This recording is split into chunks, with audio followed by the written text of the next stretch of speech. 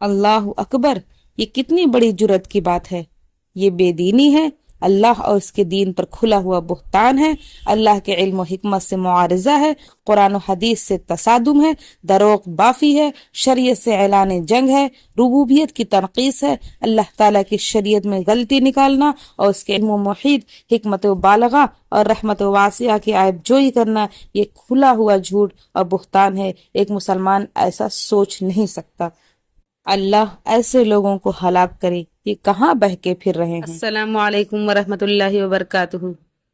ہر قسم کی تعریف کا سزاوار اللہ ہے، جس نے ہمارے لیے دین کی تکمیل فرمائی اور ہم پر اپنی نعمتیں پوری کی۔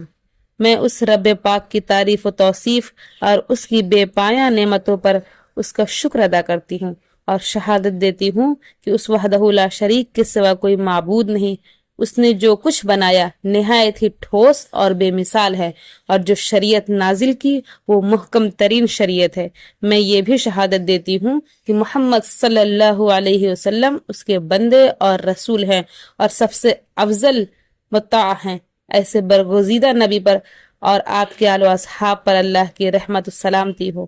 اما بعد، مسلمانوں، اللہ تعالیٰ سے ڈرو، اس کی بے پایہ اور مسلسل انعام و اکرام کی شکر گزاری کرو، اور اس عظیم ترین نعمت کی قدر و منزلت پہچانو کہ اس نے تمہیں دین متین اور صراط مستقیم کی ہدایت دی، جو ان انبیاء و صلحاء اور صادقین اور شہداء کا راستہ ہے جن پر اللہ تعالیٰ نے انعام و اکرام فرمایا۔ ساتھ ہی رب العالمین سے فتنوں کی گمراہی اور شیطانی وسوسوں سے پناہ طلب کرو۔ شر و فساد کی طرف بلانے والوں یعنی نفس پرستوں، زندیقوں اور ملحدوں کی باتیں ٹھکرا دو۔ یہ وہ لوگ ہیں جو اسلام کا نام لے کر پس پردہ اسلام کو منہدم کرتے ہیں۔ یہ وہ لوگ ہیں جو مسلمانوں کو ان کے دین اور نبی کی راہ سے منحرف کر دینے کی کوشش میں لگے ہوئے ہیں۔ یہ وہ لوگ ہیں جو مسلمانوں کو دین اسلام کے سلسلہ میں طرح طرح کے شکوک و شبہات میں مبتلا کرتے ہیں۔ نور الہی قرآن مجید کو اپنے باطل تعویلات کے ذریعے گل کر دینا چاہتے ہیں، دین اسلام کے ناقص و ناتمام ہونے کا دعویٰ کرتے ہیں، بلکہ اس مکمل شریعت کی کھلی مخالفت کرتے ہیں جسے اللہ تعالیٰ نے قیامت تک کے لیے اپنے بندوں کی خاطر نازل فرمایا ہے، اور جس کے بارے میں ارشاد ہے، اللہ کی فطرت کو جس پر اس نے لوگوں کو پیدا کیا ہے اختیار کیے رہو۔ اللہ کی بنائی ہوئی فطرت میں تغیر و تبدل نہیں ہو سکتا۔ یہی سیدھا دین ہے، لیکن اکثر لوگ نہیں جانتے۔ چنانچہ یہ اسلام دشمن دین اسلام کے خلاف زہر افشانی کرتے ہیں، جاہل عوام اور فریب خوردہ مسلمانوں کو شک و شبہ میں مبتلا کرتے ہیں، اور ان سے کہتے ہیں شریعت اسلام اور اس کے احکام و فرامین اب فرسودہ ہو چکے ہیں، وہ موجودہ زمانہ کا ساتھ نہیں دے سکتے، آج کی ترقیات کے لیے وہ غیر مفید اور بے سود ہیں۔ یہ تعلیمات موجودہ زمانہ کے بجائے کسی اور زمانہ اور قوم کے لیے تھیں جو گزر چکی ہیں۔ اس ترقی یافتہ زمانہ میں ان فرسودہ تعلیمات کی اب ضرورت باقی نہیں رہی۔ اللہ اکبر، یہ کتنی بڑی جرت کی بات ہے۔ یہ بے دینی ہے، اللہ اور اس کے دین پر کھلا ہوا بہتان ہے، اللہ کے علم و حکمت سے معارضہ ہے، قرآن و حدیث سے تصادم ہے، دروغ بافی ہے، شریعت سے اعلان جنگ ہے، ربوبیت کی تنقیص ہے، اللہ تعالیٰ کی شریعت میں غلطی نکالنا اور اس کے علم و محیط، حکمت و بالغہ اور رحمت و واسعہ کی عیب جوئی کرنا، یہ کھلا ہوا جھوٹ اور بہتان ہے۔ ایک مسلمان ایسا سوچ نہیں سکتا۔ اللہ ایسے لوگوں کو ہلاک کرے، یہ کہاں بہہ کے پھر رہے ہیں۔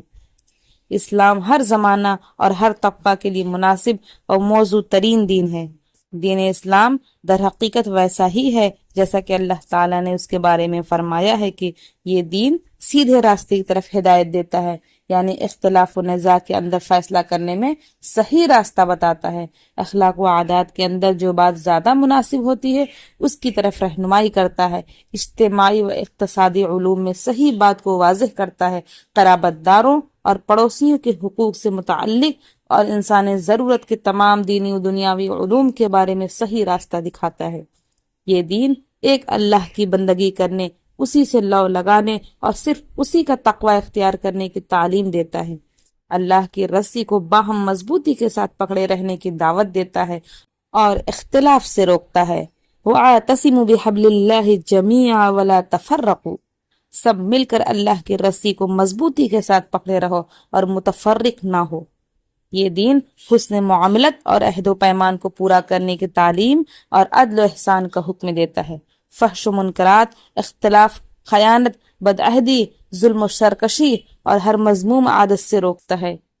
وہ دین بیزار حضرات جو اسلام سے چھٹکارا چاہتے ہیں اگر انصاف کے ساتھ بولے تو اس حقیقت کا ضرور اعتراف کریں گے کہ اسلام ایک ایسا دین ہے جو ہر زمان و مکان میں ہر اس شخص کے لیے کافی و شافی ہے جو اس کے ذریعے اپنی اصلاح چاہے اور خیر کا ارادہ کرے۔ البتہ وہ شخص جو دوسرے لوگوں پر اپنا جبر و تسلط قائم کرنا چاہے، روئے زمین پر فساد مچانے کا ارادہ رکھے اور خواہش نفس کی پیروی کرے، اس کے لیے یہ دین کبھی راست آ سکتا ہے نہ اس کا ساتھ دے سکتا ہے، بلکہ ایسے شخص کے لیے یہ دین رکاوٹ بنے گا اور اس کو گندے ارادوں کی تکمیل سے باز رکھے گا، کیونکہ یہ دین نہ تو نفس کے پجاریوں کی موافقت کر سکتا ہے اور نہ حق و انصاف کی راہ سے ہٹی ہوئی خواہشات کا ساتھ دے سکتا ہے۔